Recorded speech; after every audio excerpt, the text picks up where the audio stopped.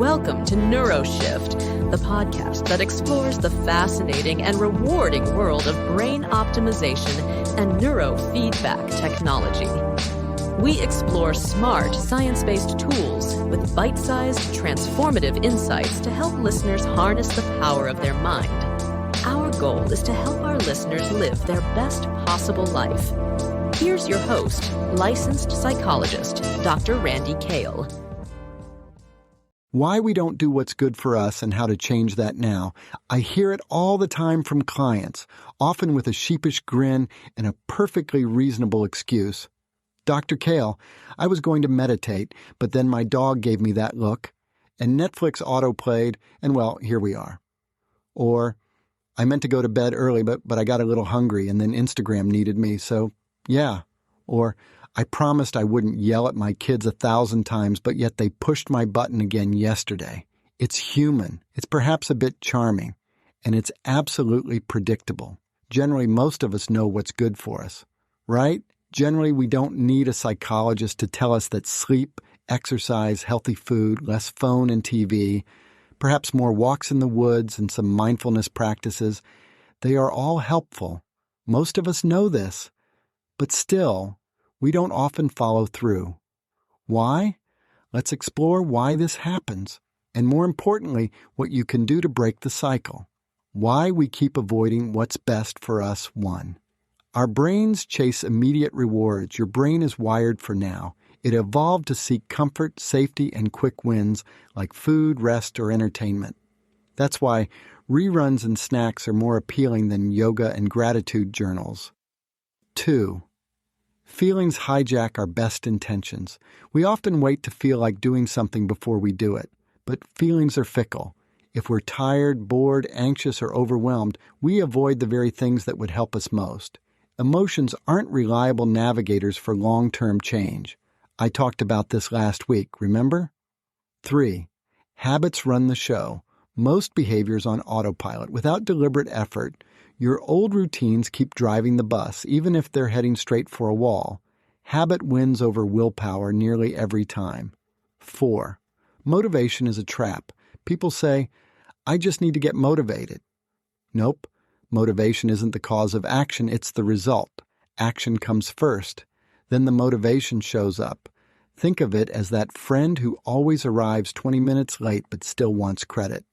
In short, your brain is like a lovable but lazy roommate. It wants the cookie, the nap, and the comfort zone, and it's extremely persuasive. Unless you learn to take charge, you'll be surrounded by broken resolutions and half-finished self-improvement projects. But here's the good news. You can outsmart your brain. You just need a few key strategies. Now, how to start doing what you know is good for you. Each of these is a big deal, a really big deal.